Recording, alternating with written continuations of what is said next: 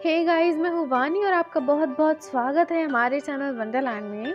तो revenge of others के episode 5 के एंडिंग में हमने देखा था कि ह्योंगयॉन की सच में डेथ हो चुकी है, पर सुयोन ने उसे नहीं मारा है।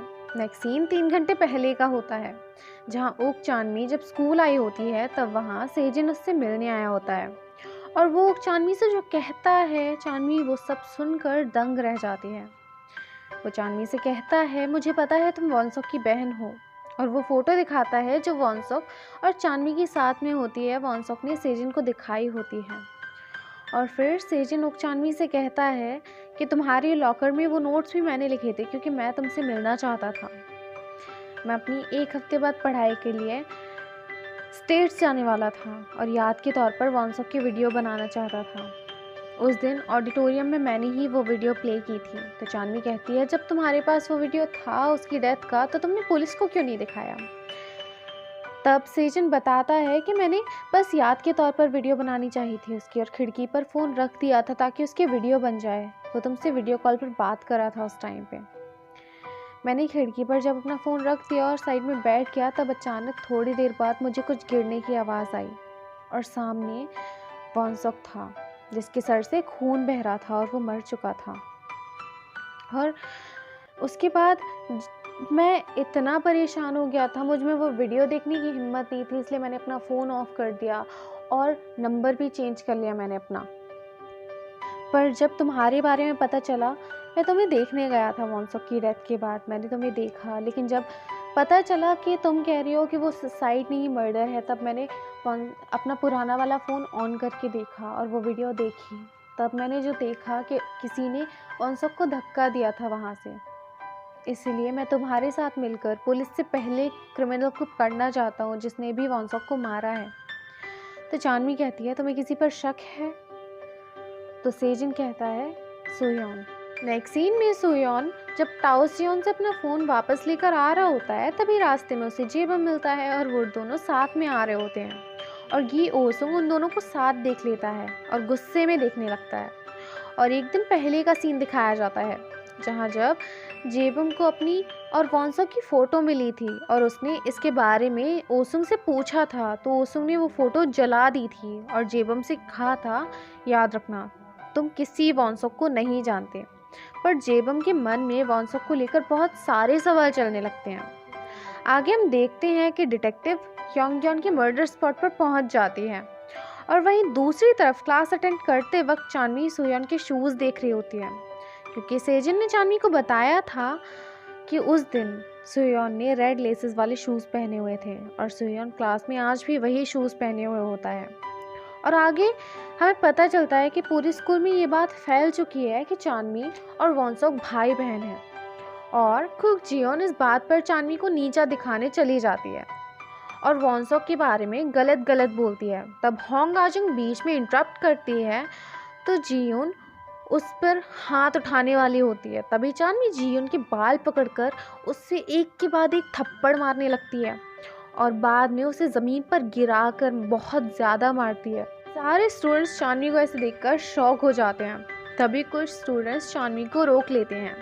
नेक्स्ट सीन में जियोन का चेहरा खून से लाल हो जाता है, उसके चेहरे पर कई जगह चोट आ चुकी होती है। तब उसकी माँ चानवी को स्कूल से एक्सपेल करने की डिमांड करती है टीचर से। और यहाँ दूसरी तरफ चानवी की टाओसियोन और होंग आजुंग से दोस्ती हो जाती है, जहाँ होंग आजुंग चानवी को बताती है कि वॉनसॉक बहुत अच्छा लड़का था और सबकी बहुत ज़्यादा मदद करता था, पर गी ओसुंग उस पर दबाव बनाता था और ज़बरदस्ती लोगों को बुली करवाता था। ये बात चानवी जाकर सेजिन से कंफर्म करती है। सेजिन भी कहता है कि हाँ, गी ओसुंग के आने के बाद से वॉनसॉक बदल गया था। नेक्स्ट सीन में जब डिटेक्टिव मर्डर की इन्वेस्टिगेशन कर रहे होते हैं, तभी साजुंगयोंग से पूछताछ करते हैं और कल्प्रिट के बारे में डिटेक्टिव को लगता है कि साजुंगयोंग और ह्योंगयॉन का एक ही कल्प्रिट है जिन्हें दोनों को मारा है। पूरा शक और बयान से सुयोन पर जाता है।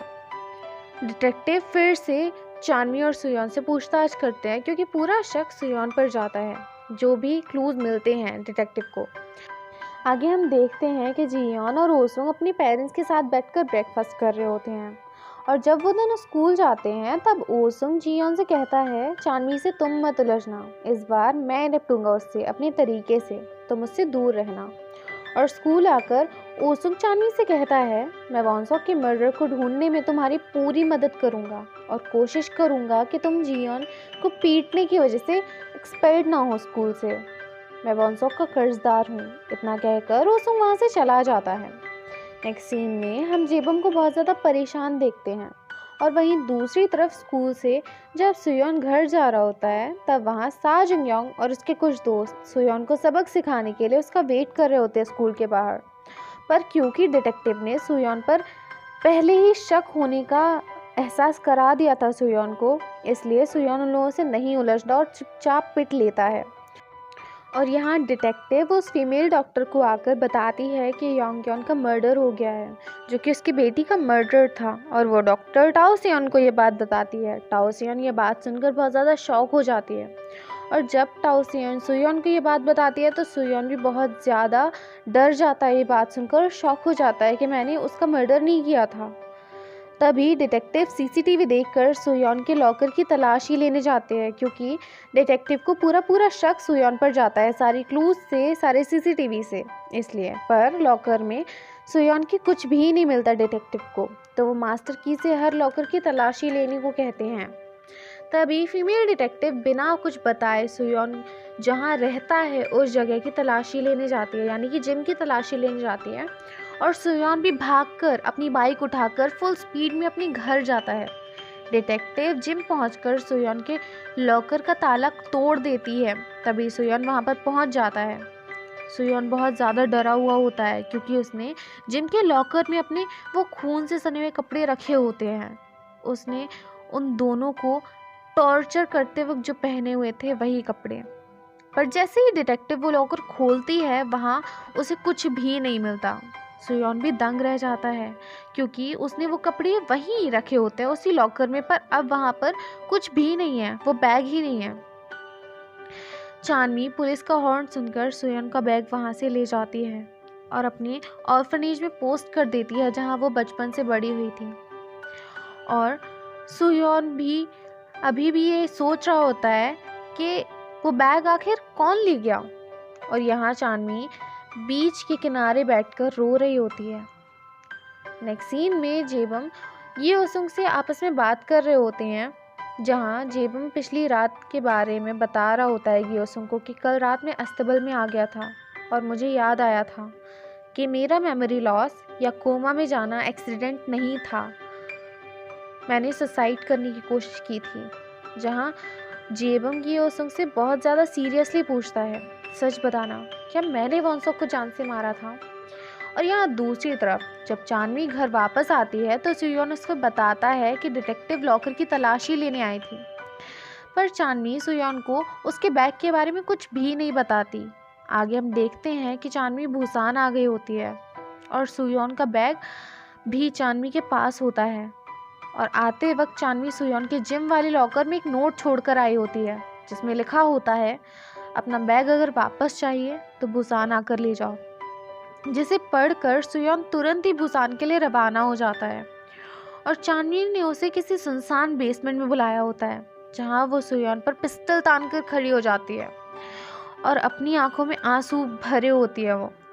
और इसी के साथ हमारा 6th एपिसोड भी खत्म होता है। अगर आपको वीडियो पसंद आई हो तो वीडियो को लाइक, शेयर और चैनल को सब्सक्राइब करना बिल्कुल भी मत भूलना। फिर मिलते हैं नेक्स्ट एपिसोड में, तब तक के लिए गुड बाय।